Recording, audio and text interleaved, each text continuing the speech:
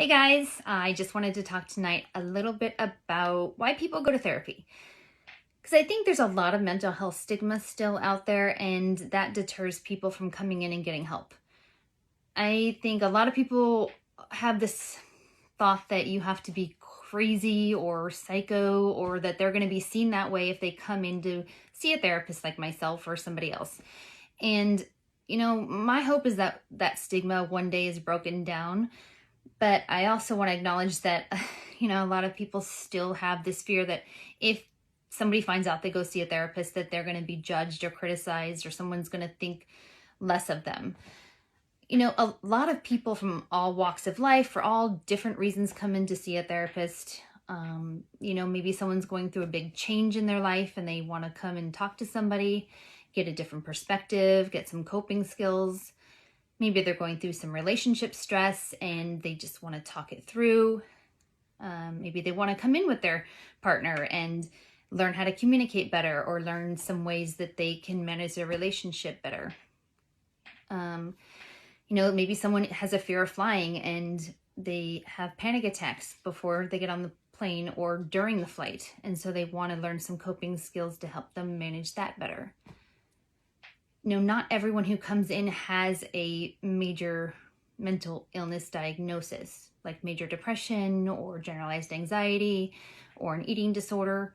So, it's just a matter of maybe wanting to function in your life better. It's not always something where me or somebody else is gonna give you a diagnosis.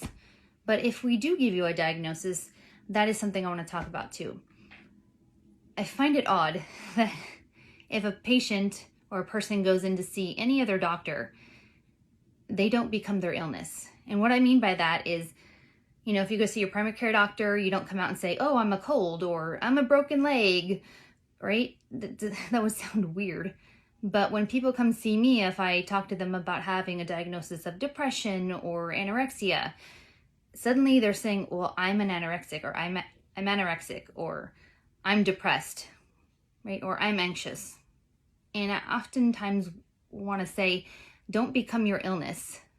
Because if you start identifying with the illness and you become the illness, think about what that means. I'm depressed versus I have depression, or I have anorexia, or I have bipolar disorder.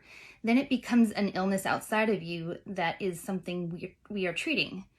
Don't become your illness. And I think part of that is what contributes to mental health stigma is if you get a diagnosis and now you become that illness, that becomes part of your identity. And that can be scary. And that can keep people from actually coming in and getting help. So, I get it. It can be scary to ask for help. It can make some people think, oh, that's weak to come in and ask for help. But actually, I think it's pretty brave to come in and say, hey, you know what, this is hurting.